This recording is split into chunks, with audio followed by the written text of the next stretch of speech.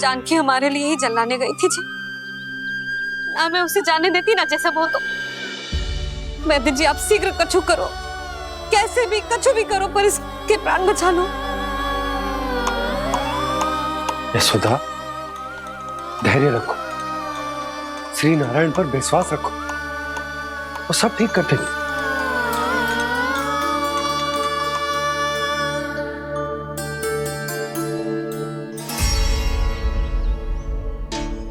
विष की काट की मेरे पास जितनी जड़ी बूटी थी मैंने सब अर्क बना के पिला दी, पर इसकी दशा में अभी तक कोई सुधार नहीं दिख रहा है। यह अंतिम जड़ी बूटी है, अगर इससे भी चमत्कार नहीं हुआ तो फिर जो नारायण की इच्छा।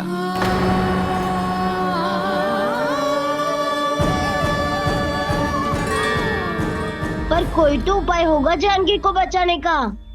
कान्हा, यदि तुझे किसी औषधि के बारे में पता है हमें बता दे, हम जाके ले आएंगे।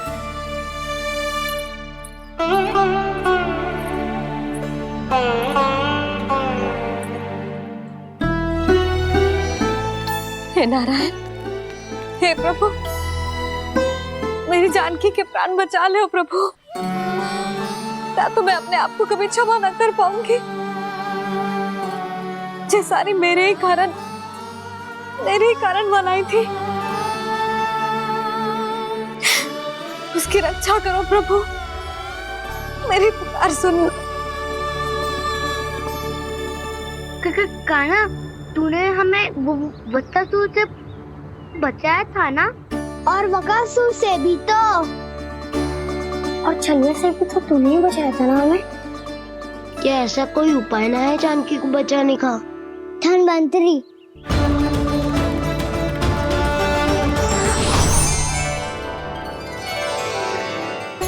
मैं आ गया हूं प्रभु, चिंता मत कीजिए, आपके आदेश का पालन अवश्य होगा। यशोदा मैया,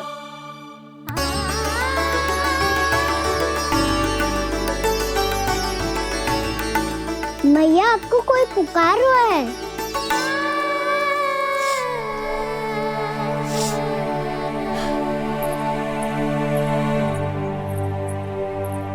चिंता मत करो मैया, अब धन्वंतरी जी आ गए हैं, वो सब संभाल लेंगे। धन्वंतरी जी कौन है? जिन्होंने संसार का आयुर्वेद दिया, आरोग्य के देवता, वे श्री नारायण के अवतार।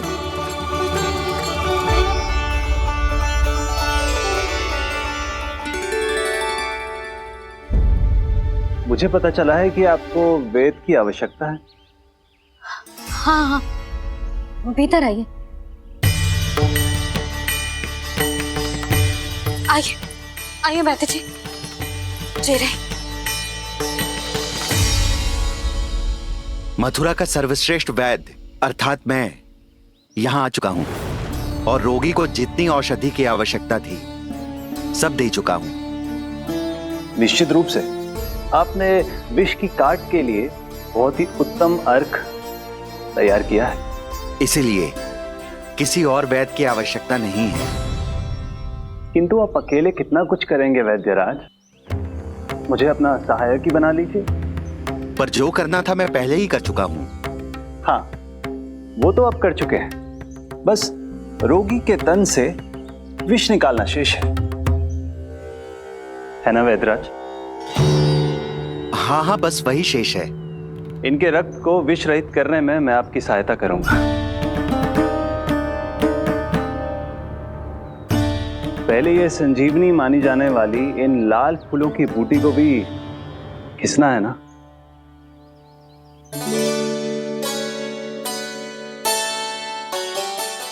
हाँ हाँ, तुम सही कह रहे हो, इसे अच्छे से घिसो।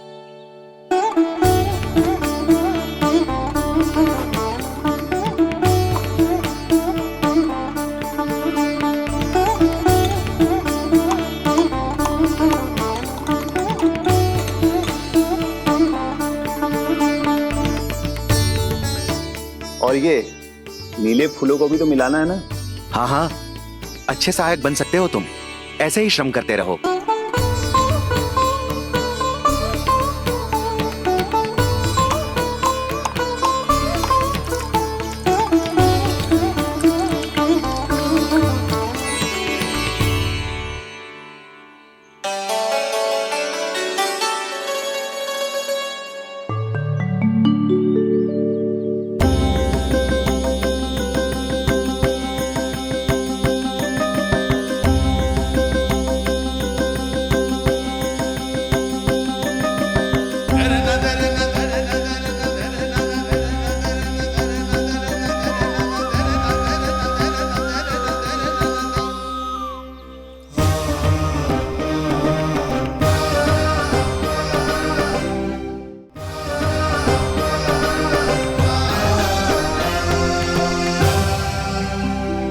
जानकी स्वस्थ तो हो जाएगी ना धन्वंतरी जी?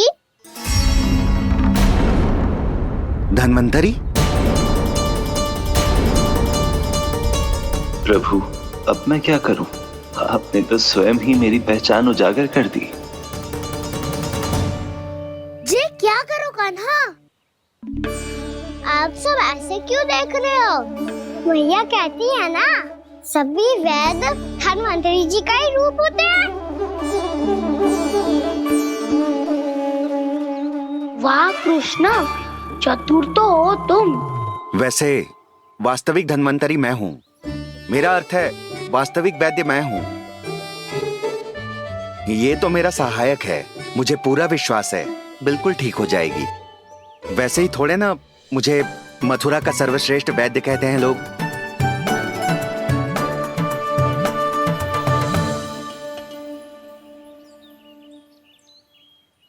जसोदा भाभी,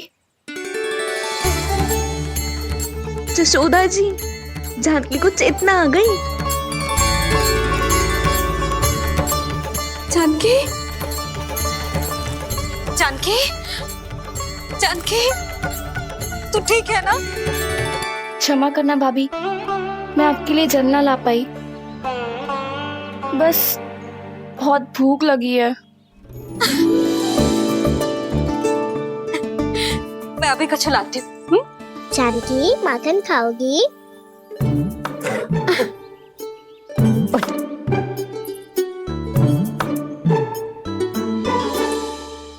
आजा, तू ही खिला दे लल्ला।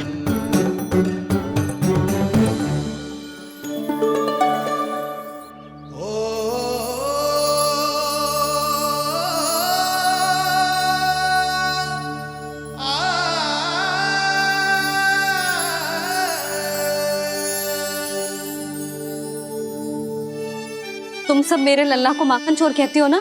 आज देखो, अपना ही माखन जानकी को खिला रहे हो।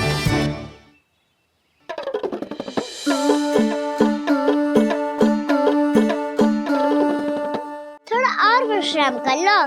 सदैव तुम हम सबकी सेवा करती हो, आज मैं तुम्हारी सेवा करूंगा। जानकी की जिज्ञासा तब हुई जब जय यशोदा काकी की सेवा कर रही थी, और अब देखो स्वयं भगवान ही इसकी सेवा कर रहे हैं। जानते हो इससे क्या सिद्ध होता है? जो भी यशोदा मैया की पूजा करेगा, अर्थात अपने माता पिता की सेवा करेगा, उनके साथ सम्मान से व्यवहार करेगा, ईश्वर स्वयं उसका ध्यान रखेंगे। कभी धन्वंतरी के रूप में तो कभी स्वयं कान्हा के रूप में। भक्त और भगवान का देखो कैसा ये अनुराग, स्वयं करे सेवा प्रभु, अद्भुत गोपी का भाग्य। प्रभु इन सब पृथ्वीवासियों से कितना घुल मिल गए हैं। ना तो ये प्रभु को भगवान मानते हैं और ना ही प्रभु अपने आप को इनसे सर्वश्रेष्ठ समझते हैं। अपने आचरण से ये सिद्ध कर रहे हैं कि ये सभी में हैं और सभी इनका ही अंश है।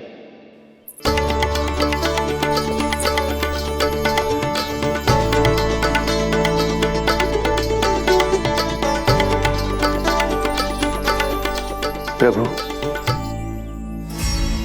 अब मुझे जाने की आज्ञा दीजिए।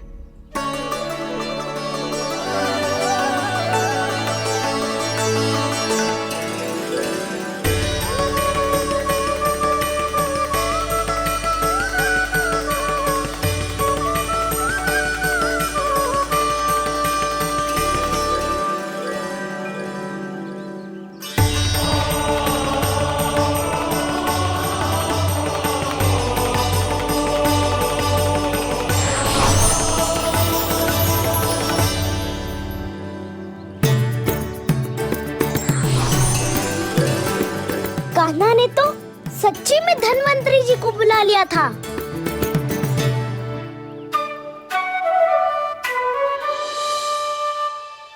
जब से कान्हा का जन्म हुआ है ना, मैं तब से देख रही हूँ, तब से हम पे कोई भी संकट आती है ना, तो अचानक से कोई अपरिचित हमारी सहायता करने आ जाता है, और जाते समय कान्हा की आज्ञा लेके जाते है, और कभी कभी तो इसे प्रभु बोल के जाते है। बाबा संभालो।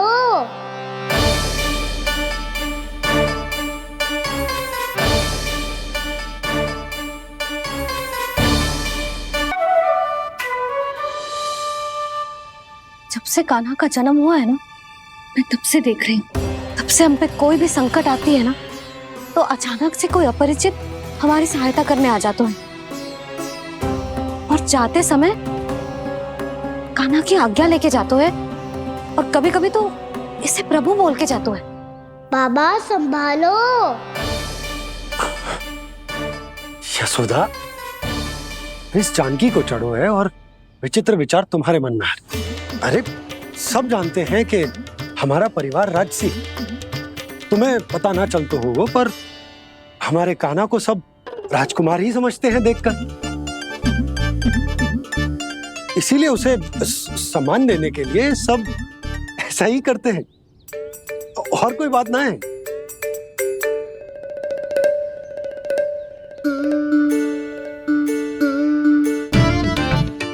अब जे मेरे लल्ला को ऐसे क्यों घूर रहे हैं? बुरी दृष्टि लगाएंगे क्या? वैद्यराज जी, आपके सहायक तो गए, अब आप यहाँ क्यों? वो क्या है ना, मैं अपने रोगी का निरीक्षण करके पूरी तरह से संतुष्ट होकर ही जाता हूँ।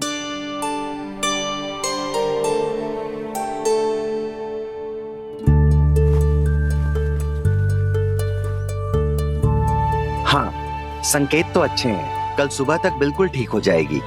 धन्यवाद वैद्य जी।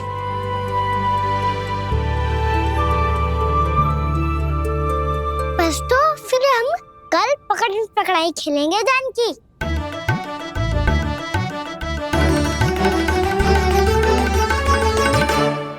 भानु, बंसी, जाकर उस क्षेत्र के चारों ओर बाड़ बनवा दो, और वहां सूचना पट्ट भी लगा देना, ताकि जानकी के साथ जो हुआ है वो किसी और के साथ ना हो। शीघ्र जाओ। जी ठीक है।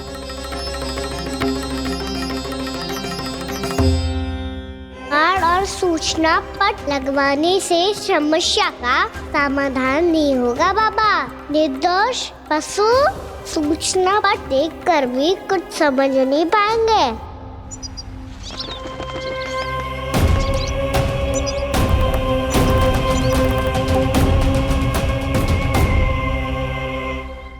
तो तुम्हारे कहने का अर्थ यह है कि व्योमासुर मारा जा चुका है, और वो बालक अब भी जीवित है।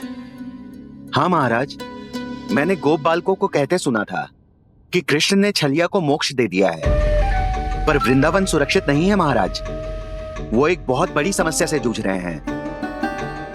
कैसी समस्या? गांव के निकट क्षेत्र में किसी विषैले सर्प का निवास है। उसके विष का प्रभाव इतना भयानक है महाराज, जैसे विष ना हो, स्वयं हलाहल हो।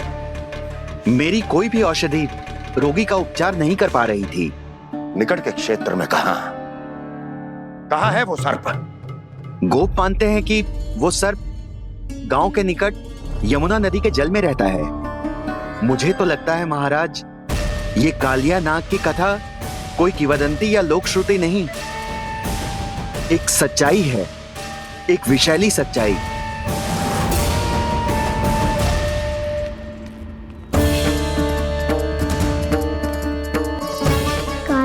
सामना करने का समय आ गया है, पर उससे पहले मुझे बुलाना होगा उन्हें।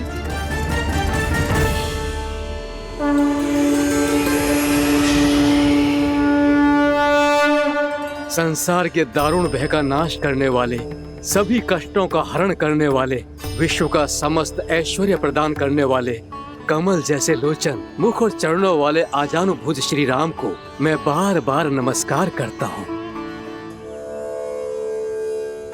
आपदामपहर्तारं दातारं सर्व संपदा लोकाभिरामं श्री रामं भूयो भूयो नमाम्यहम्। काकभुसुंडी काकभुसुंडी काकभुसुंडी।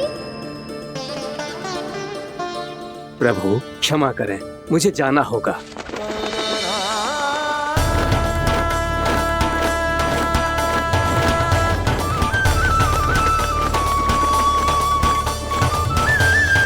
प्रणाम प्रभु।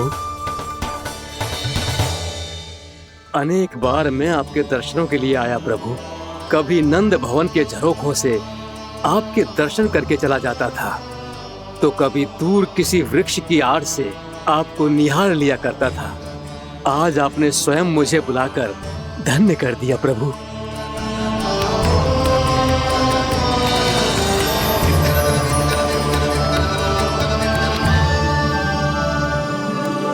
मैंने आपको यहाँ एक विशेष कारण से बुलाया है।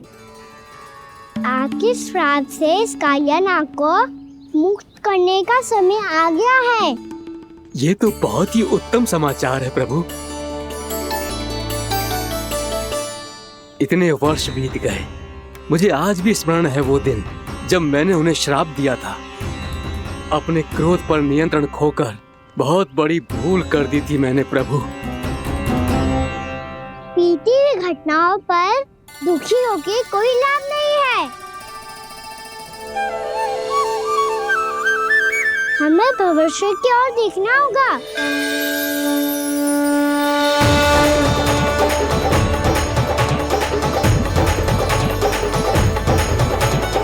आदेश कीजिए प्रभु, क्या आज्ञा है आपकी?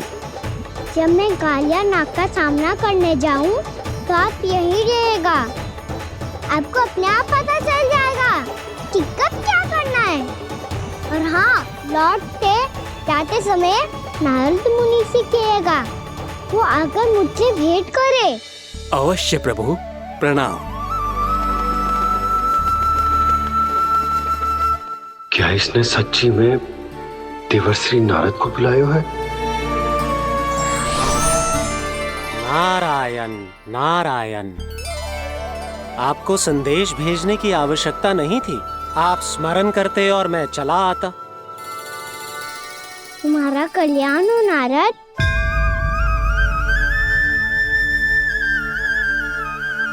मैंने तुम्हें एक विशेष कार्य के लिए बुलाया है। आज्ञा दीजिए प्रभु। तुम्हें एक बार फिर कंस से भेंट करनी होगी। विचार कीजिए महाराज। क्या आप बिना किसी शंका के कह सकते हैं कि कौन सी पंखुड़ी पहली है और कौन सी आठवीं? उस दुष्ट से भेंट करना स्वयं कीचड़ में उतरने के समान है प्रभु। कमल पुष्प प्राप्त करना हो तो कीचड़ में उतरना पड़ता है नारद। आपका आदेश तो मैं स्वप्न में भी नहीं टाल सकता प्रभु। कंस कालियानाग के बारे में जान गया है, पर वो उसका सामना करने का साहस नहीं कर पाएगा। मैं आतुर हूँ प्राप्ति, मूर्ख नहीं। मेरी बुद्धि फिर नहीं गई है। मैं स्वयं उस कालिया जैसे महाविषैले सर्प के सामने खड़ा हो जाऊं और अपने ही काल को आमंत्रित कर लूं। तो फिर अपने लाभ के लिए उसका प्रयोग करने का कोई और उपाय सोचिए स्वामी। कुछ ऐसा कीजिए कि यमुना नदी का पूरा जल विषैला हो जाए और वृंदावन वासी उसका उपयोग करे, और आपका काल कहलाने वाला वो बालक स्वयं काल के गाल में चला जाए। उत्तम उत्तम सुझाव है प्राप्ति। अब मुझे उस कालिया तक पहुंचने का मार्ग ढूंढना होगा। उसको विवश करने का कोई उपाय ढूंढना होगा, क्योंकि व्यक्तिगत रूप से उससे भेंट करना असंभव है। असंभव। आप सही कह रहे हैं प्रभु। कंस में उतना सामर्थ्य नहीं कि वो कालिया नाग का सामना स्वयं कर सके। वैसे तो कालिया गरुड़ देव का भी सम्मान नहीं करता, तो फिर वो कंस का सम्मान क्यों करेगा भला? नहीं करेगा, पर कंस तुम्हारा सम्मान अवश्य करेगा। नारद तुम्हारी बातें भी सुनेगा और मानेगा भी। ये मेरी योजना का बहुत ही महत्वपूर्ण भाग है। तुम कंस के पास जाओ और कहो कि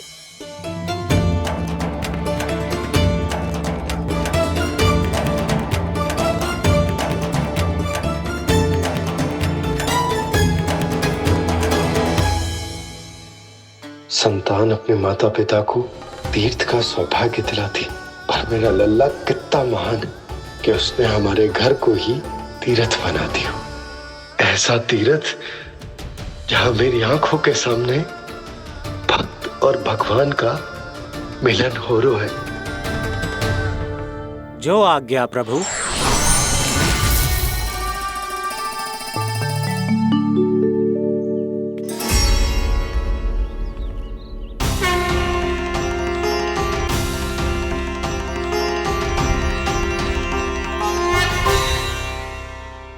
बाबा।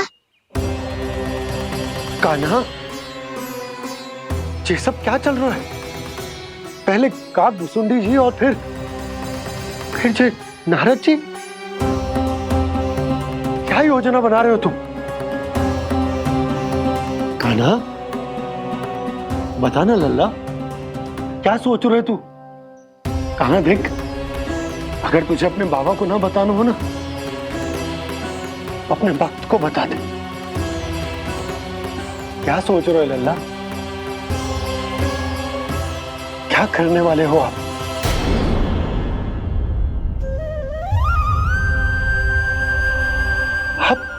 आप इतने दुखी क्यों हो? कान्हा, कान्हा, क्या होगा? क्योंकि मुझे आभास हो गया है बाबा, समय आने वाला है। कौन सा समय आने वाला है लल्ला? शीघ्र ही सब कुछ बदलने वाला है।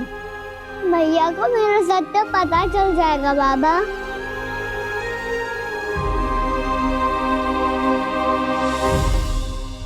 पर लल्ला, इसका काग भुसुंडी और कालिया नाग से क्या संबंध है? ऐसा क्या हुआ था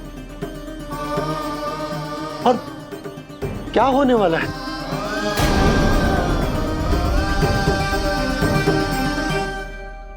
जो होने वाला है बाबा, उसका संबंध उससे है जो सैकड़ों वर्ष पहले हुआ था। महर्षि भृगु के एक वंशज थे वेद शिरोमणि, जो विंध्याचल की पहाड़ियों में साधना कर रहे थे। तभी वहाँ अश्वशिरा नाम के एक दूसरे मुनि आमंत्रण के बिना ही आ गए। कितना सुंदर और शांतिपूर्ण आश्रम है। यहाँ प्रभु की साधना करने में बहुत आनंद आएगा।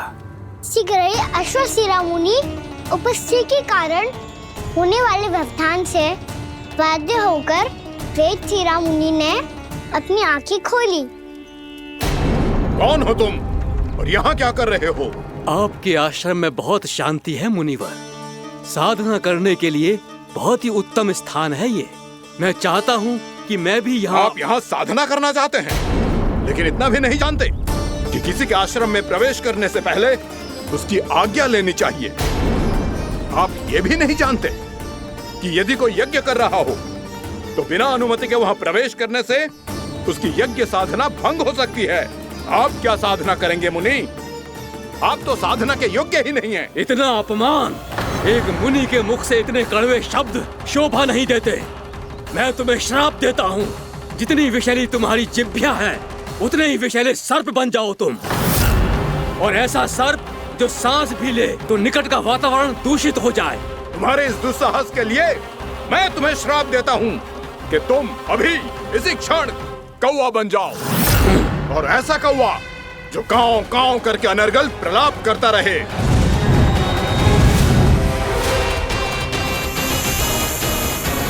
ये मैंने क्या किया?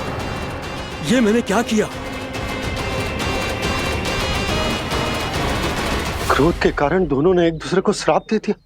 पर दोनों ही मेरे भक्त हैं और भगवान होकर मैं अपने भक्तों को इतनी कठिनाई में कैसे देख सकता था। इसीलिए जिस संकट में उन दोनों ने अपने आप को फंसा लिया था, उसका समाधान करने में मैं उनके पास गया।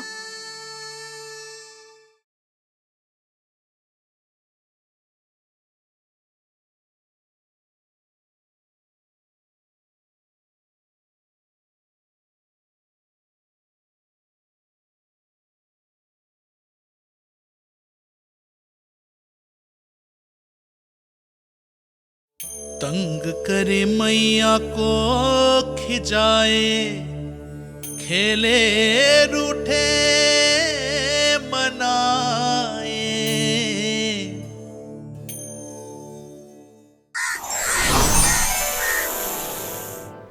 देखिए ना प्रभु, ये क्या हो गया हमसे? हमारी रक्षा कीजिए प्रभु, मार्ग दिखाइए हमें। क्रोध पर नियंत्रण ना होने के कारण आप दोनों ने एक दूसरे को बहुत ही भीषण संकट में डाल दिया है। आप दोनों ही तपस्वी, तप के बल से दिए गए आपके श्राप को लौटाना भी संभव नहीं है। प्रभु कोई तो उपाय होगा, हम आपके शरण में हैं प्रभु। अपराध तो हमसे हुआ है प्रभु, पर अब आपसे ही आशा है। कुछ ऐसा कीजिए भक्त वत्सल, जिससे हम दोनों के श्राप का प्रभाव कुछ कम हो जाए। आप दोनों ही मेरे भक्त हैं, इसलिए आपकी पीड़ा का निवारण करने का एक उपाय है मेरे पास। वेद शिरामुनि, जब आप कालिया नाग बनेंगे तो आपको मेरे चरणों को अपने शीश पर धारण करने का सौभाग्य मिलेगा। और अश्र शिरामुनि, आप काग योनि होने के बाद भी आप श्रेष्ठतम ज्ञान और सर्वाधिक यौगिक सिद्धियों के स्वामी होंगे और प्रवचन दिया करेंगे। इसके बाद अश्वशिरा मुनि काक भुसुंडी बन गए, जिन्होंने आगे चलकर सेम गरुड़ देव को रामायण सुनाई। और मुनि वेदशिरा महर्षि कश्यप और देवी कत्रियों के पुत्र कालिया नाग बनकर जल में। और अब वही कालिया नाग जमुना जी में, जिनके कारण जानकी के प्राण लगभग चले ही गए थे। अब कालिया नाग को उचित स्थान पर भेजने का समय आ गया है बाबा। पर ये तो अच्छी बात है कान्हा, वेदशिरा मुनि को दिया हुआ तुम्हारा वचन भी पूरा हो जाएगा, जमुना जी की शुद्धि भी हो जाएगी। इस सब के बाद भी तुम दुखी क्यों हो? क्योंकि इसके बाद मैया के सामने मेरा रहस्य खुल जाएगा बाबा। उन्हें पता चल जाएगा कि उनका बालक कोई साधारण बालक ना है। भविष्य में जो होने वाला है उसे सबके सामने घटने से रोकना मेरे लिए भी संभव ना होगा। मैया को सब पता चल जाएगा। क्या पता चल जाएगा रे मुझे?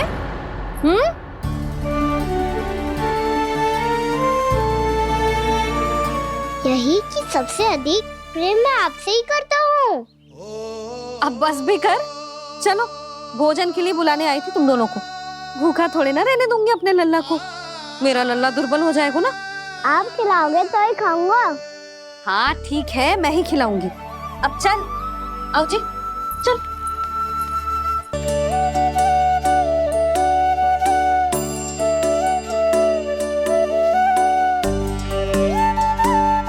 मैया खेलो ना मेरे साथ। मैया सुनो ना, मेरी बात ना मानोगी? अभी बहुत कार्य पड़े लल्ला, देख जानकी को औषधि भी देने जानो है ना। औषधि मैं दे दूंगा, फिर तो खेलोगी ना आप मेरे साथ। पिछले कुछ दिनों से अपनी मैया का अधिक से अधिक प्रेम पाने का प्रयास करो है कान्हा। इसका तो एक ही अर्थ हो सकता कि कछु बहुत बड़ो होने वालों है। कान्हा रुक जा लल्ला। कान्हा क्यों तंग कर रहा है? मैया को पहन लेना। कान्हा, कान्हा, ये क्या करो तूने?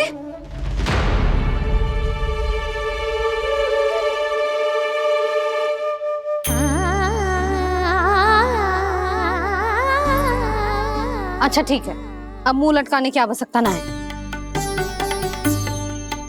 ये ले।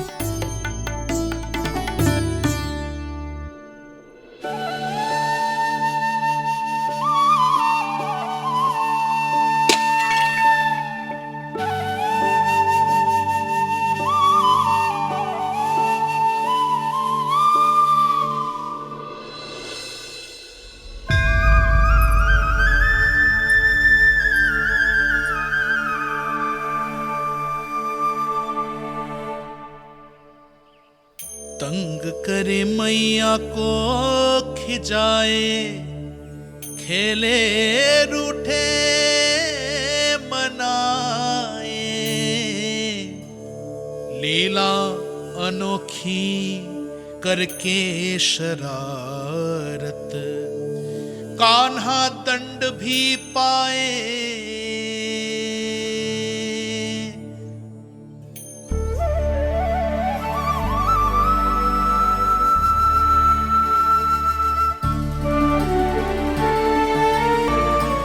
रूठना मनाना, खेलना खिलाना, पहले शरारत करके क्रोध दिलाना और फिर क्षमा मांग लेना, ये सब जानबूझकर कर रहे है कान्हा, जैसे जीवन भर के लिए अपनी मैया की ममता को अपने हृदय में समेट कर रखना चाहते हो। कैसे कैसे करूं उस कालिया से मित्रता, कैसे करूं उसका उपयोग?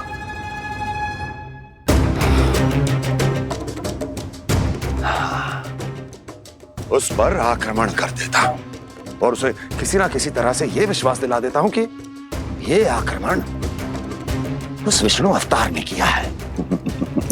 फिर वो क्रोध में आकर सारे वृंदावन वासियों को अपने विष से समाप्त कर देगा। उचित है, ये उचित है। नारायण हरि, नारायण हरि।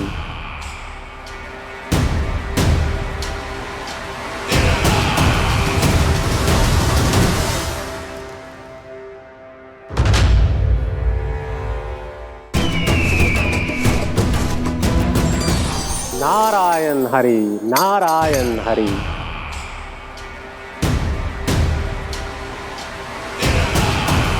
प्रणाम देवर्षि। किस योजना में कितना लाभ है और कितनी हानि, यह आंकलन करते करते थक गए होंगे मथुरा नरेश। देवर्षि, आज मेरा ध्यान कैसे आ गया आपको? आप तो सदैव ही मेरे ध्यान में रहते हैं महाराज कंस। सत्य तो यह है कि मथुरा में जो भी हो रहा है मुझसे छिपा हुआ नहीं है। मैं जानता हूं कि आप किसी भी असुर को वृंदावन क्यों ना भेजें, और वो असुर कितना भी शक्तिशाली क्यों ना हो, कृष्ण का सामना नहीं कर पाता। या तो पराजय स्वीकार करके आपके पास लौट आता है, या तो फिर वीर गति को प्राप्त हो जाता है।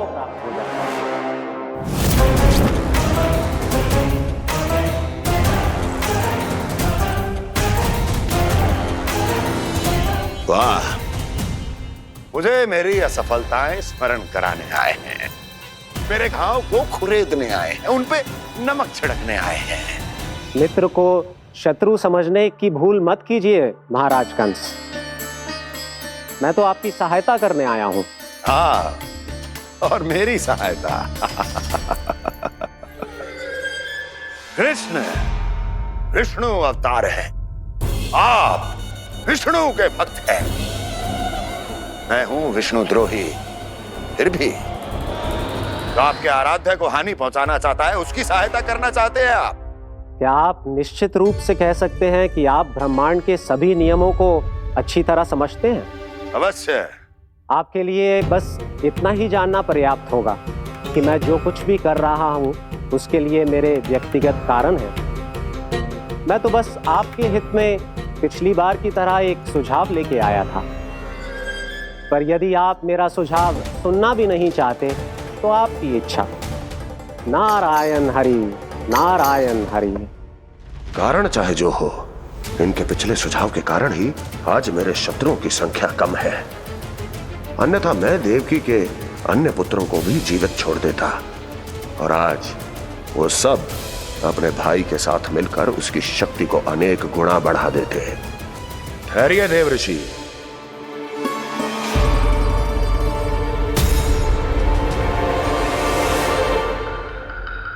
बताइए, क्या सुझाव है आपके पास? मेरे सुझाव का नाम है कालिया नाग।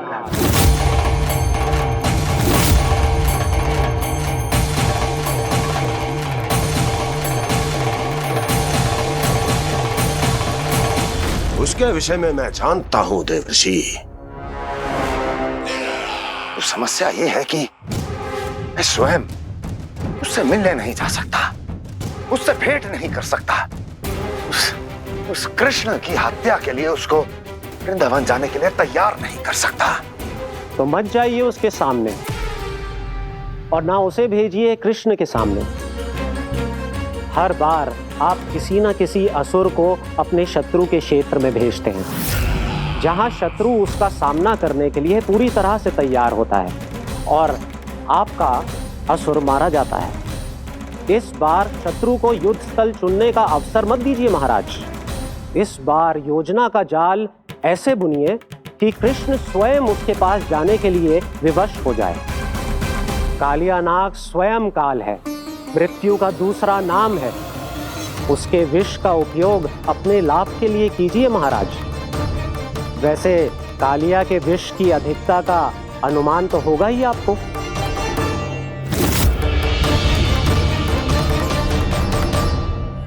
एक बार जो उसके क्षेत्र में पहुंच गया, फिर उसके विष से बचना असंभव है। उचित सुझाव है देवर्षि, उचित सुझाव है। देवर्षि, उस छलिया विष्णु की भक्ति करते करते आप भी उसके रंग ढंग सीख गए हैं। उचित है, उचित है।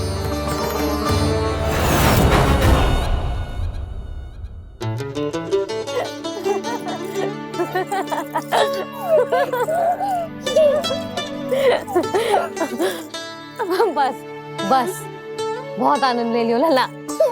बस अब दूध पी ले। ठहर ठहर, गर्म है। जी ले पी।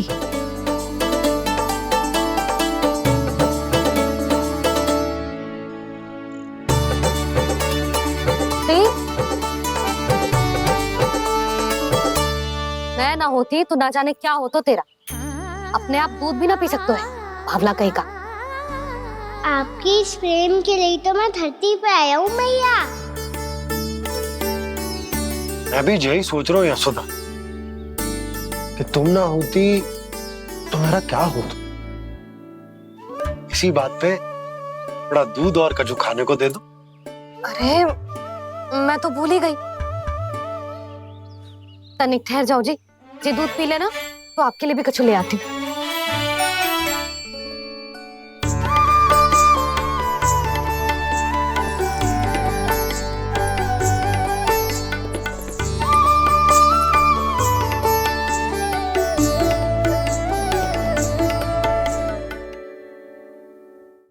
प्रणाम महाराज।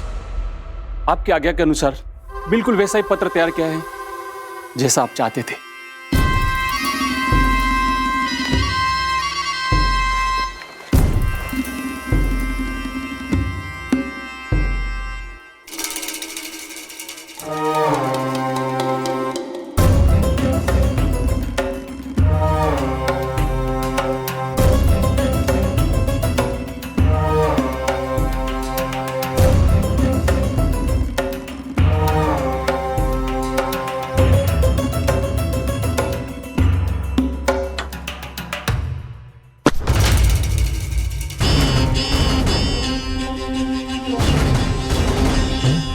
कृष्ण जन्म से लेकर आज तक ये मेरी सबसे महत्वपूर्ण योजना है। इसका सफल होना निश्चित है दूत, किंतु केवल वही करना जैसा मैंने कहा है। जाओ।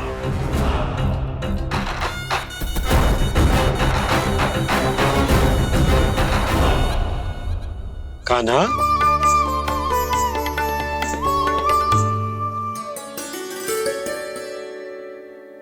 क्या होगा? बाबा, मैं चाहता हूँ कि मैया की स्वमता क्रिस्टल फ्रेम की वर्षा मुझ पे सरकते ऐसे होते रहे। वो तो होती रहेगी लल्ला। अपने लल्ला के लिए किसी मैया का प्रेम कभी कम हो सकता है भला? नंदराज, वो मथुरा से एक दूत आयो है महाराज कंस का राजपत्र लेके।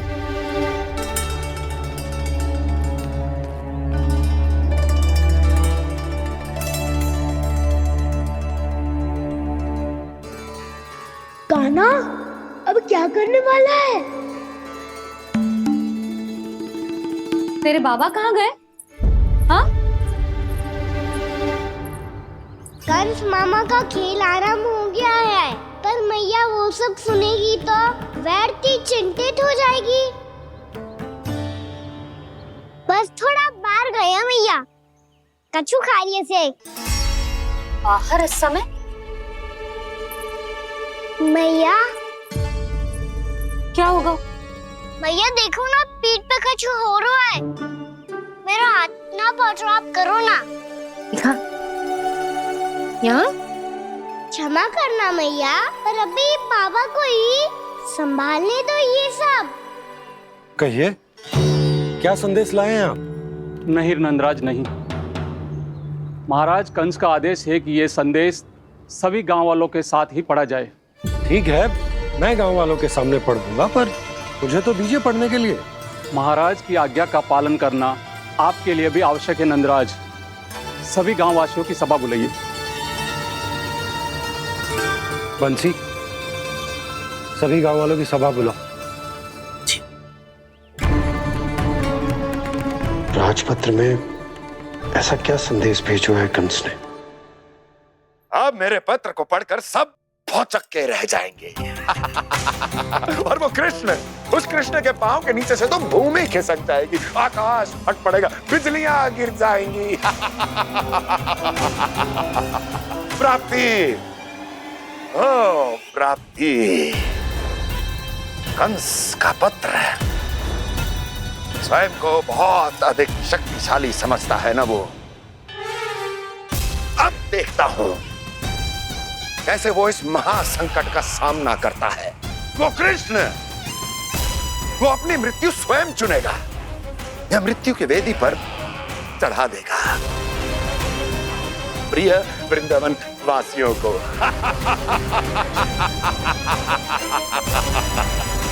अब आएगा आनंद प्राप्ति, अब आएगा आनंद।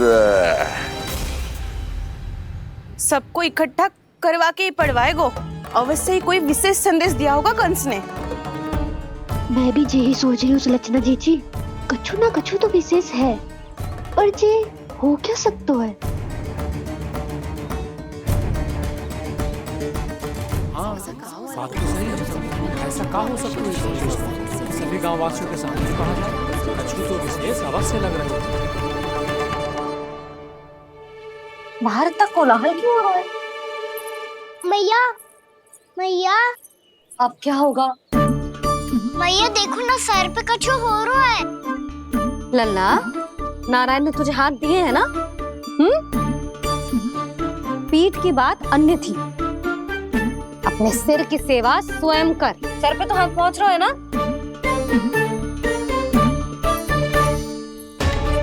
मैया सुनो ना, मैया देखो ना, तीव्र कर कछु हो रहा है। मैया देखो ना, तीव्र कछु हो रहा है।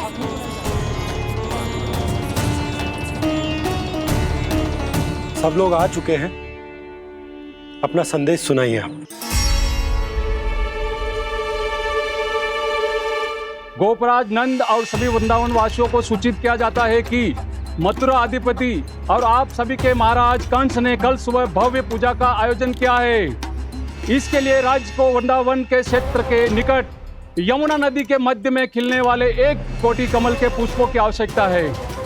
इसीलिए आप सभी को यह आदेश दिया जाता है कि ये सभी कमल के पुष्प प्रथम पहर से पहले राजसभा में पहुंचा दिए जाए। 100 सारे पुष्प, वो भी प्रथम पहर से पहले, कैसे हो सकता है? यदि आप ऐसा करने में असफल रहे तो इसे राज आज्ञा का उल्लंघन माना जाएगा और राजद्रोह के आरोप में आप सभी को कड़े से कड़ा दंड दिया जाएगा। स्मरण रहे, यदि कल की पूजा में इन 1 कोटि कमल के पुष्पों का ना पहुंचने के कारण कोई व्यवधान आया तो समस्त वृंदावन वासियों को दोषी माना जाएगा और पूरे गांव को निवासियों सहित धूल में मिला दिया जाएगा।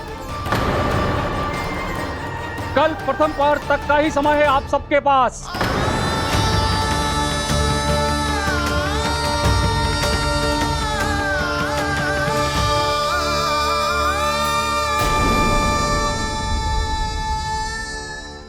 एक कोटि कमल पुष्प, वो भी कल प्रथम प्रहर में? ऐसे कैसे संभव है? और कोई साधारण पुष्प ना, यमुना नदी के मध्य खिलने वाले विशेष कमल के फूल चाहिए उन्हें। लेकिन यमुना नदी में तो कालिया नाग ने विष घोल के रखा है, तो फिर कैसे हो पाएगा? यह संभव है। हमारी मृत्यु का संदेश भेजा राजा कंस ने। सदैव की भांति इस समस्या पर भी गांव के बड़े ही विचार करेंगे। बालकों का यहाँ होना उचित ना है।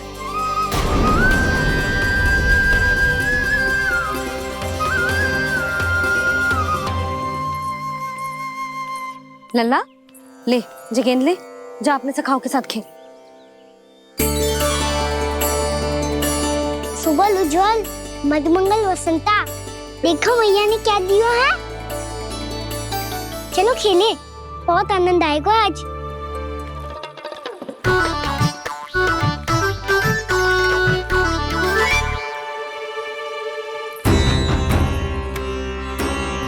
भानु, बंसी, जाओ और शीघ्र ही वो घेरे का कार्य समाप्त करो।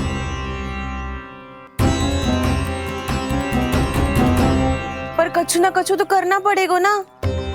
पर हम कर ही क्या सकते हैं? पुष्प लाने को और कोई उपाय है भी तो ना। मैं चला जाऊंगा जमुना जी में। वैसे भी मेरे जीवन के कितने दिन शेष बचे हैं। गांव के लिए, समाज के लिए कुछ करके मरूं, तभी तो शांति मिलेगी। ना काका, यदि आप उस विषैले जल में छलांग लगा भी दोगे, किंतु 1 कोटि कमल पुष्प एकत्रित कर पाना आपके लिए संभव ना है। इससे अच्छा है कि मैं चला जाऊं। यदि मैं मर भी गया तो मेरे पीछे रोने वाला कोई ना है। किसी को कहीं जाने की आवश्यकता ना है। गोप नरेश होने के नाते ये मेरा कर्तव्य है कि मैं आप सबकी रक्षा करूं। नंदराज, आपको जाना है तो जाओ। हरिया, काका, भैया सब चले जाओ। लेकिन आपको पता है वहाँ का जल कितना विषैला है। आप लोग एक क्षण भी जीवित नहीं रह पाओगे। फिर कैसे इकट्ठा करेंगे 1 कोटि कमल पुष्प? आप बात तो सही कह रही हैं शांति। उस दुष्ट कंस ने ऐसी मांग रख के हम सबको फंसा दिया। हम में से कोई भी क्यों ना चला जाए और इस संकट का समाधान ना निकले को। कान्हा, बताना कौन सा खेल खेलें? गेंद पकड़ खेलते हैं। पर एक बात सुन लो सब, कोई भी तीव्र गति से ना फेंकेगा गेंद को। भैया ने स्वयं बनाई है मेरे लिए।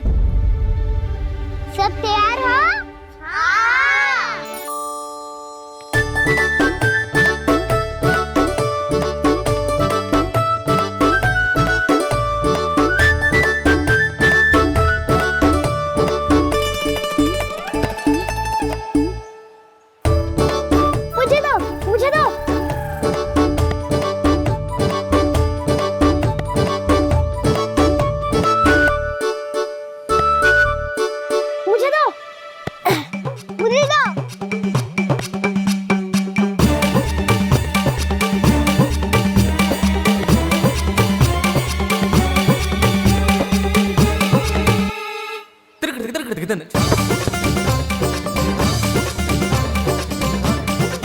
कान्हा, इतनी धीरे से फेंकेगो तो कैसे आनंद आएगा? थोड़ा बल लगा के फेंक। हाँ कान्हा, हम अभी बड़े हो गए हैं, तू अब भी छोटे बालकों की तरह फेंक रहे है।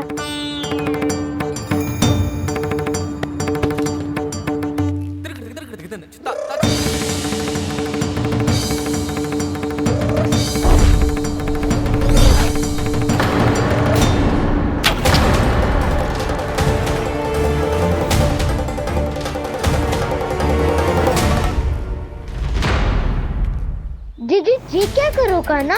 गेंद तो डूब गई।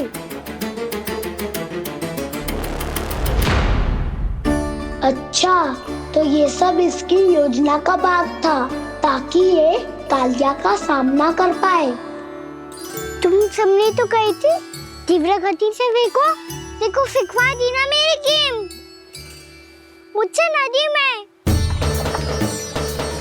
अब मुझे जाके लानी पड़ेगी। रुक जा कान्हा। जी क्या बोल रहे थे कान्हा? इसमें तो बहुत संकट है। कोई भी संकट मेरी मैया का उपहार खोने से बड़ा ना है। बहुत प्रेम से बना के उन्होंने दी थी। हे नारायण, कोई उपाय समझ में ना आ रहा है। भैया, हम कैसे करेंगे हम अपने गांव की रक्षा? कीड़े पड़ेंगे उस दुष्ट को। यदि उसके कारण किसी के प्राण चले गए तो कौन सा फल मिलेगा उसे इस पूजा का? तुम सही कह रही हो यशोदा। हमारे पास कोई और दूसरा विकल्प भी तो ना है। यदि हमने मथुरा की राज आज्ञा का पालन ना किया तो इसका दुष्परिणाम पूरे गांव को भुगतना पड़ेगा।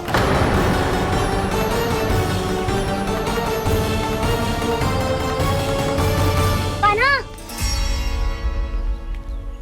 तुम्हें पता है कि तू भगवान है, दिव्य है, बहुत शक्ति है तुझमें।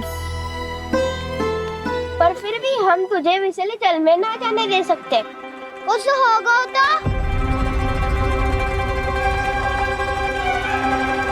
तुम सब इतनी हट कर रहे हो तो ठीक है, ना जाऊंगा। गेंद कहाँ गिरी है, कितनी दूर गई है, ये तो देख लूं, ताकि उसे बाहर निकालने का कोई उपाय ढूंढ पाऊं।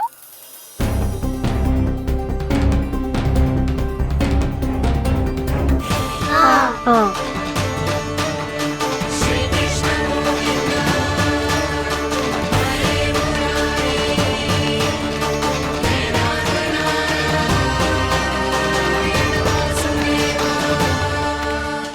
कान्हा की ये लीला तो समझ ही नहीं आ रही। पहले इसने देवश्री नारद को मथुरा जाकर कंस को भड़काने के लिए कहा, फिर स्वयं ही दुखी भी हो गया कि अब इसका रहस्य सबके सामने खुल जाएगा। और अभी स्वयं में तो इसने कहा था कि गेंद बहुत महत्वपूर्ण है, फिर स्वयं ही उसे नदी के विषैले जल में फेंक दिया।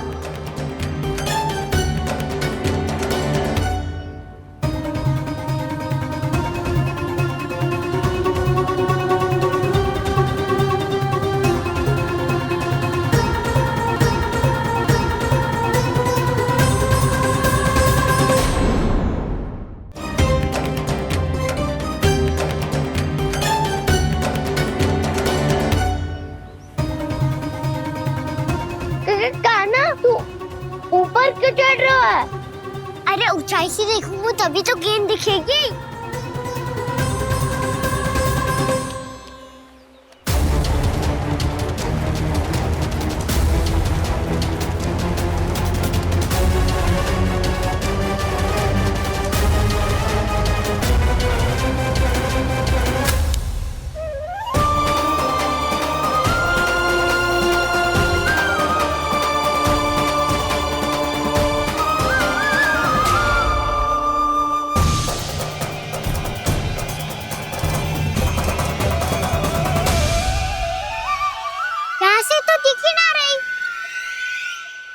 वहीं से फेंकी थी ना? ना, वहाँ से फेंकी थी। कहाँ से? नहीं ना, वहाँ से। समझ ना आ रहा, ठीक बताना कहाँ से फेंकी थी?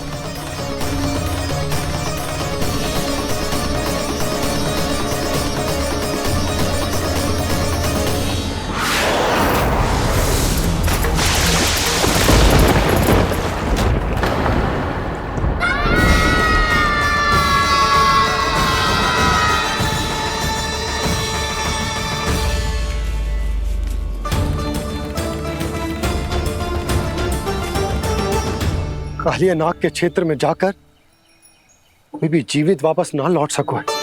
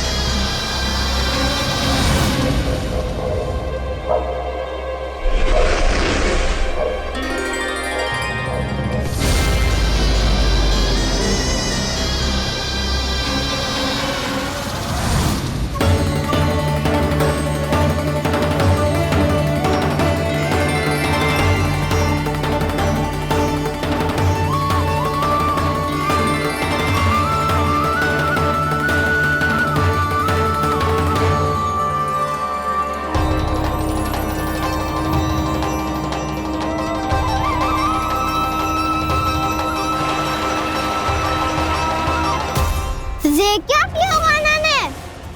कालिया नाग तो उसे देखते ही निकल जाएगा।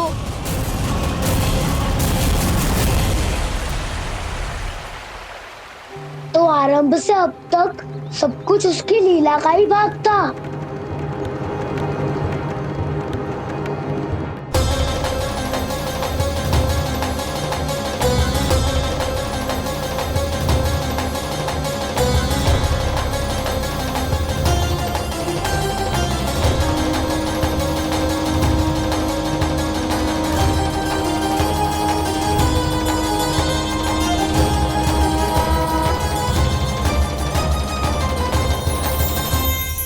इतना सुंदर रूप, मनमोहने वाली मुस्कान, अद्भुत तेज और भगवान जैसी दिव्यता।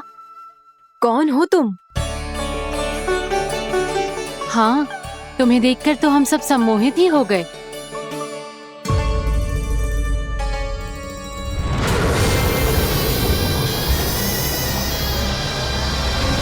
तुम जो भी हो बालक, वापस लौट जाओ।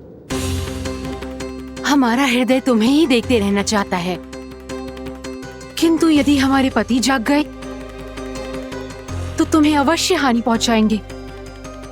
ये बहुत विषैले है बालक, कालकोट जैसे भयानक। इनके विष से तुम नहीं बच सकोगे। नंदराज, कालिया नाग के विष का प्रभाव बढ़ते ही जा रहा है। पहले 8 कोस तक उसके विष का प्रभाव था, अब तो 1 योजन से अधिक क्षेत्र में फैलो है। जल पीने के प्रयास से अनेक पशु मारे गए हैं और नदी के निकट के वृक्ष और वनस्पति सब नष्ट होने लगे।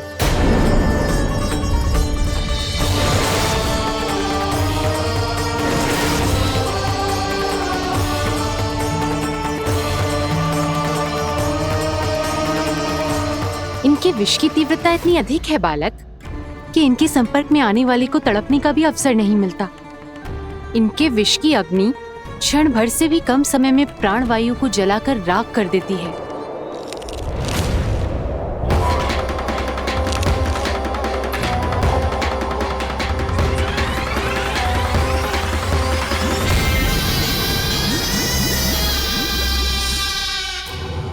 तब तो समस्या और भी गंभीर हो जाएगी। मैंने तो सुनो है कि कालिया नाग कम से कम 2 योजन लंबा है, सैकड़ों फन है उसके।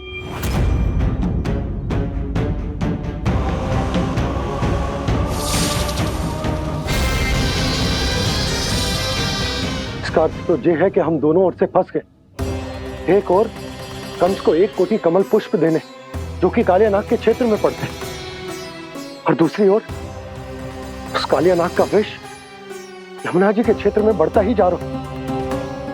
इसके कारण हम ही नहीं, निर्दोष पशु पक्षी भी संकट में।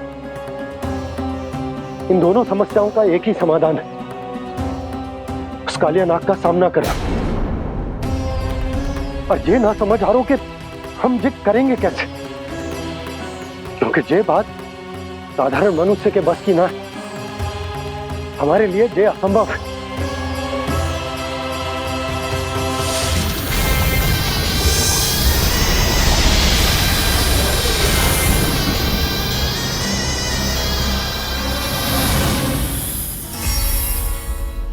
अब तो तुमने अपनी आंखों से भी देख लिया बालक, ये कितने विषैले हैं। नींद में भी विष उगलते हैं। इससे पहले कि तुम्हें कुछ हो जाए, चले जाओ यहाँ से, मान लो हमारी बात। आप सब मुझे जानती भी नहीं और फिर भी मेरी इतनी चिंता कर रही हैं आप। माँ की ममता भेदभाव नहीं जानती। तुम भी किसी के पुत्र हो और हम सब भी माँ हैं।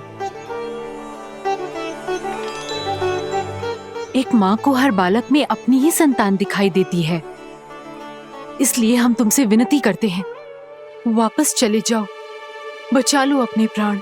मेरी चिंता मत कीजिए, मुझे कुछ नहीं होगा। होगा, अनर्थ होगा यदि ये उठ गए तो।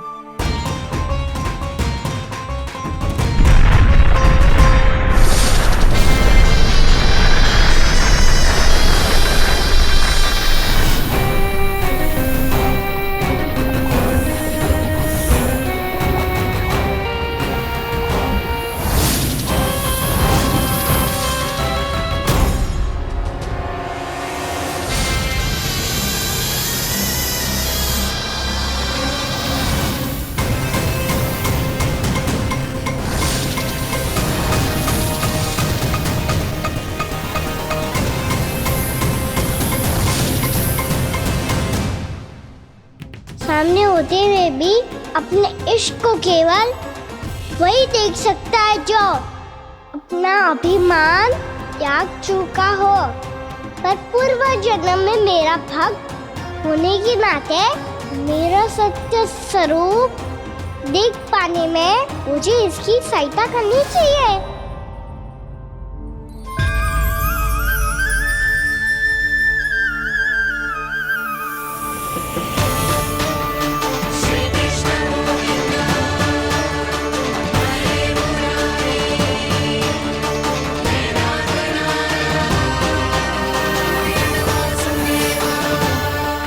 देखो हमारा छोटा सा कान्हा कैसे डट के खड़ा हुआ है, इतने विशालकाय, इतने महाभयंकर सबके सामने।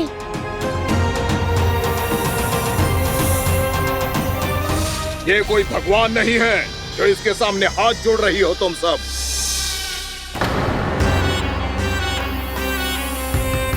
एक सामान्य साधारण बालक है ये, जो ये तक नहीं जानता कि इसके सामने है इसका काल, कालिया।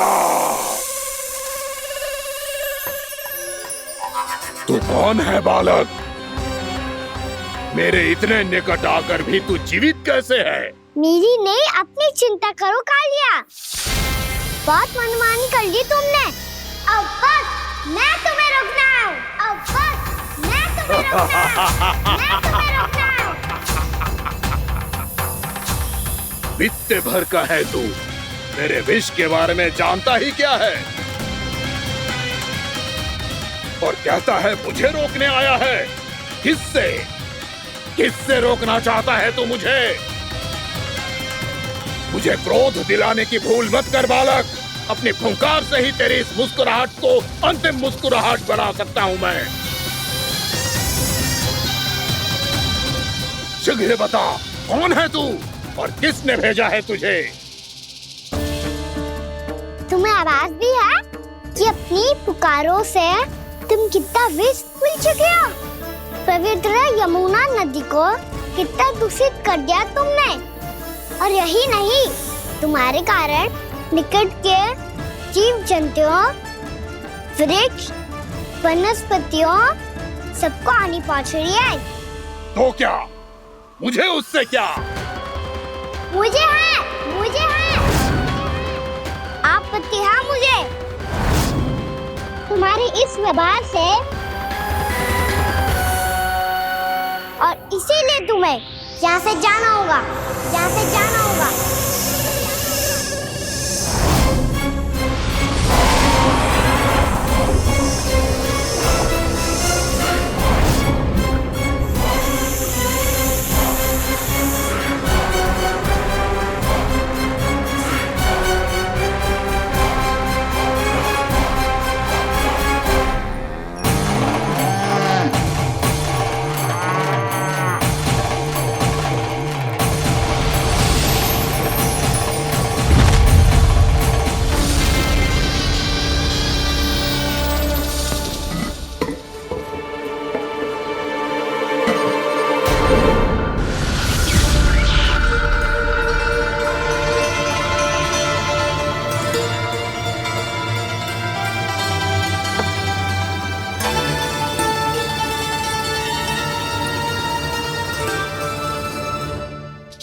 मुझे आदेश देने का साहस भी कैसे किया तूने?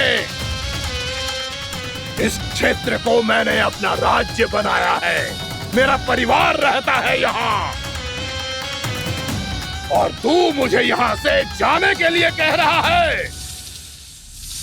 हाँ, क्योंकि तुम्हारे यहाँ रहने के कारण अन्य जीवों को हानि हो रही है और मैं ऐसा नहीं होने दे सकता। मैं तो बस वही कर रहा हूँ जो एक सर्प का स्वभाव है। विष फैलाना स्वाभाविक है मेरे लिए, इसलिए मुझे चुनौती मत दे बालक। चुनौती तो मैं दे चुका हूँ कालिया। अब तो बस तुम्हें शिकार करनी है।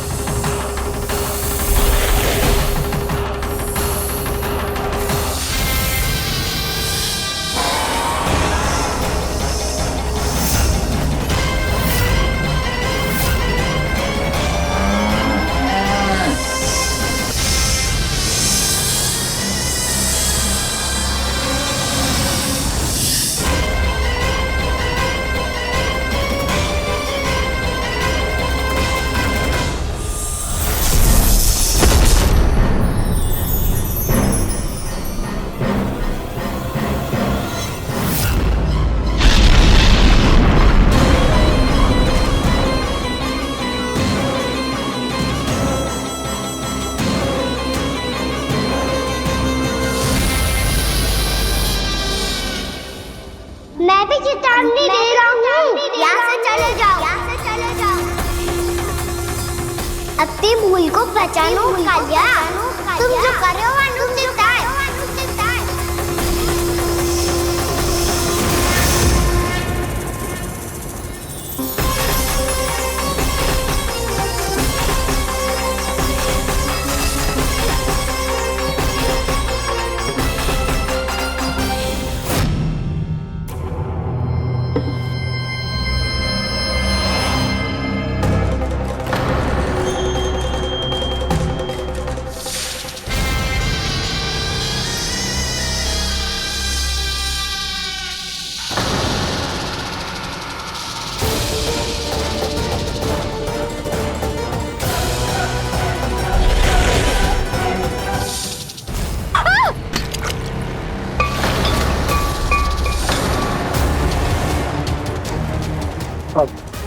मैं आता हूँ।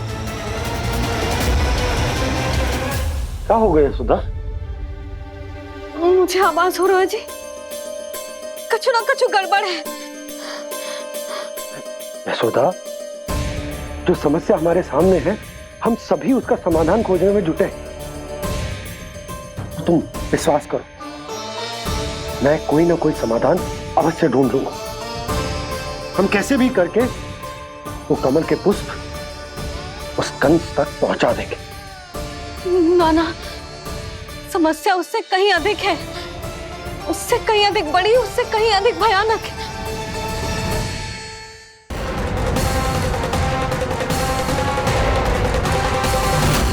विस्की ये बूंद से ही सबके प्राण चले जाते हैं, इसने तो विस्की धारियां फेंके हुए हैं खाना पे। कान्हा कैसे बच्चे को अधिक विष से? इसका विष तो क्या, ये सर स्वयं भी छू तक नहीं पाएगा हमारे कान्हा को।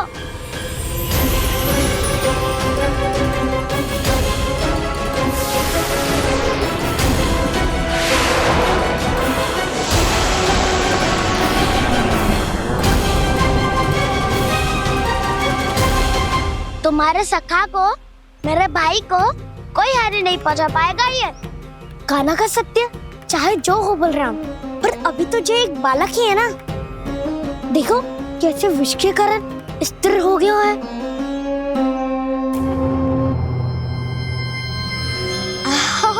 हाउ सर्फ ने कितनी आसानी से अपनी पूंछ से बांध लिया है। मुझे यहाँ से भगाना चाहता था ना तू? अब मैं तुझे दिखाऊंगा अपना सामर्थ्य। ये मूर्ख किसे बांधना चाहता है अपनी पूंछ में? उन्हें जिनका विस्तार सारे ब्रह्मांड में है, या उन्हें जो स्वयं अनंत है? पर देवराज, प्रभु ऐसा करने ही क्यों दे रहे हैं कालिया को? आप सब भूल रहे हैं देवगण, कालिया पूर्व जन्म में प्रभु का बहुत बड़ा भक्त था। उसी भक्ति का फल मिल रहा है अब इसे। वैसे भी भक्तों के मन का भाव सबल हो तो भगवान तो सहज ही बंध जाते हैं।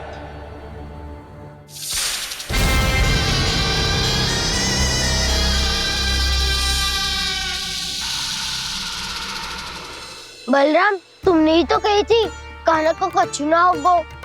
देखो उस दुष्ट ने चारों ओर से जकड़ लियो है।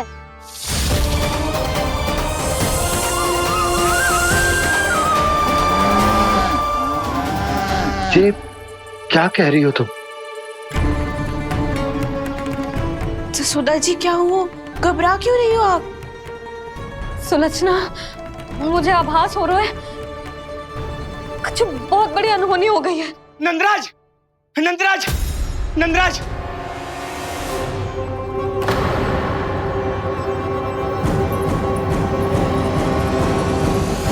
नंदराज, कान्हा ने जमदग्नि नदी में छलांग लगा दी है। कान्हा ने जमदग्नि नदी में छलांग लगा दी है। कान्हा ने जमदग्नि नदी में छलांग लगा दी है। कान्हा जमुना में कूद गया है। मुझे लगा था आज कछु गड़बड़ होने वाली है। मुझे आज कान्हा को ना जाने देना चाहिए था।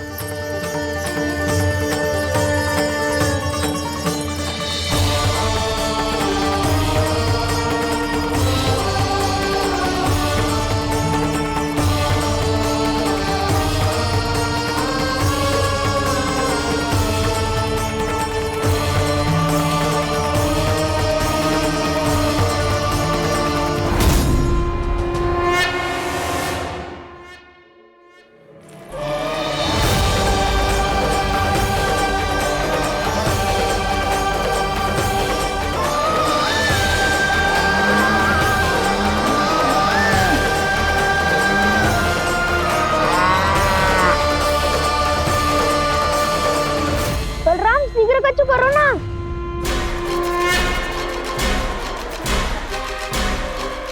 कछु भी करो पर कान्हा को बचाओ। नाग बहुत भयंकर है। कान्हा अकेले ना संभाल पाएगा इसे।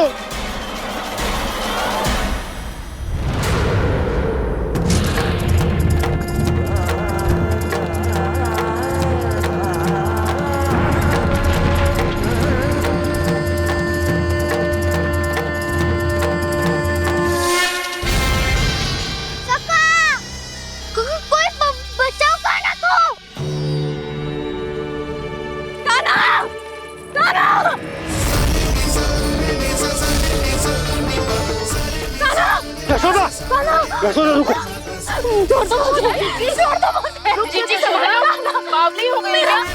जीजी संभालो। कान्हा, कान्हा।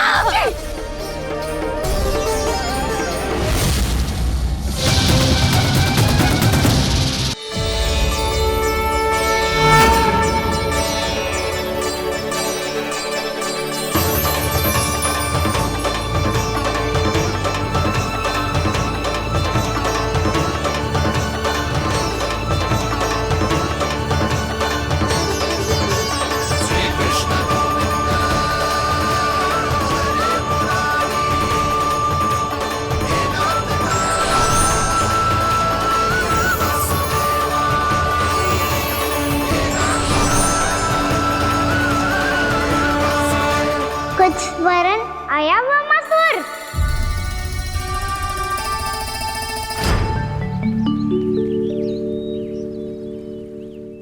बहुत समय पहले की बात है। बहुत बड़े घुमाकर राज करते थे तुम। तुम्हें मान राजा भीमम के नाम से जाना जाता था। सब कुछ था तुम्हारे पास, पर शांति नहीं थी। इसीलिए शांति की खोज में अपना संपूर्ण राज अपने पुत्रों को सौंप कर मलय पर्वत की ओर चल दिए। अनेक वर्षों की तपस्या के बाद तुम्हारे तप की कीर्ति चारों ओर फैलने लगी। और फिर सच्चे तपस्वी की धूप में तुम्हारी ख्याति से प्रभावित होकर महर्षि उलट तुमसे भेंट करने आए। राजा भीमरथ, आपने ईश्वर की प्राप्ति के लिए सब कुछ छोड़ दिया, पर अपना अभिमान नहीं छोड़ पाए।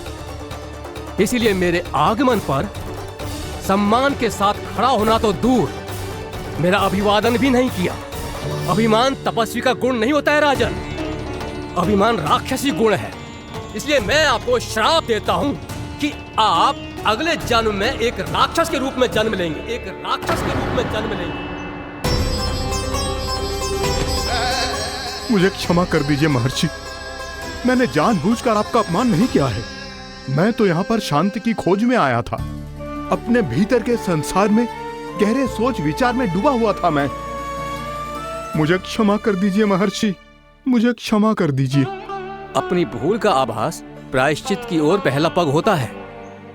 मैं अपना श्राप तो वापस नहीं ले सकता, परंतु आपको एक वचन अवश्य दे सकता हूं। जब भी प्रभु नारायण का अवतार होगा, आपको उचित समय पे वो वरदान देंगे जिसकी आप लंबे समय से प्रतीक्षा कर रहे हैं।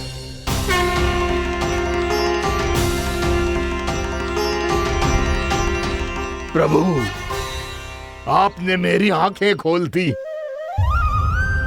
अब मुझे पता चल गया है कि आप कौन हैं और मैं कौन हूं। इसलिए आप मुझ पर कृपा करके अपने चरणों में स्थान दे दीजिए।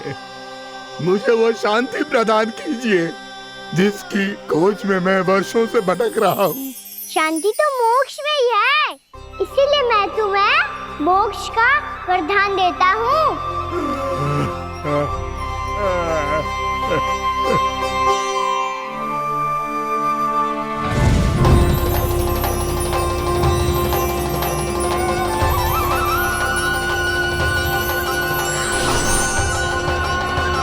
प्रभु की ये लीला सदैव स्मरण रखी जाएगी। इस स्थान को इनका आशीर्वाद मिलेगा और इस कंदरा को व्योमासुर की कंदरा के रूप में पहचाना जाएगा।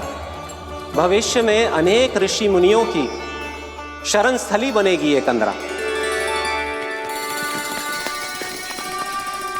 दीदी, ये कोई साधारण बालक ना है। ऐसा चमत्कार कोई साधारण बालक थोड़ी ना कर सकते है। तुम सत्य कह रहे थे बलराम, गाना सच्ची में भगवान ही है, तभी तो सब देवता इसे बसाने और इसकी ओर से युद्ध करने आते हैं। तुम सब ऐसे आंखें फाड़ के क्यों देख रहे हो मुझे?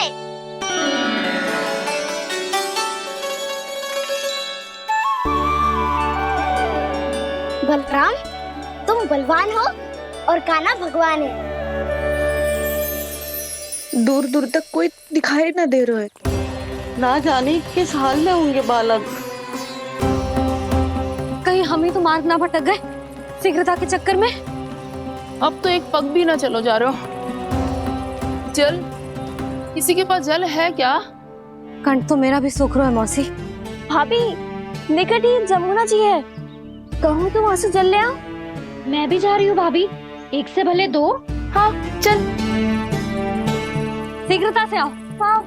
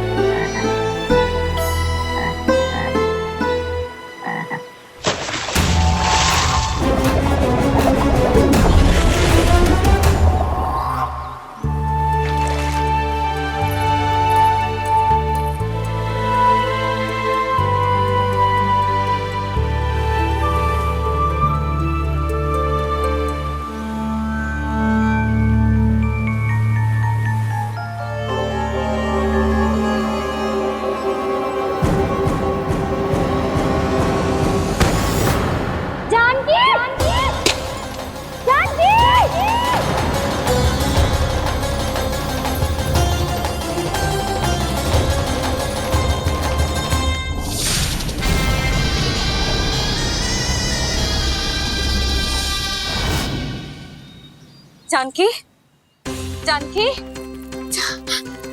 क्या होगा इसे? देखो ना जी, अब छलिया की सूचना मिलते ही हम सब बालकों को ढूंढने चली गई और ढूंढते ढूंढते सबको बहुत प्यास लगी आई जी। तो जानकी जमुना जी की नदी से जल लेने गई और उसने जमुना जी का पानी पिया और उसकी जेदा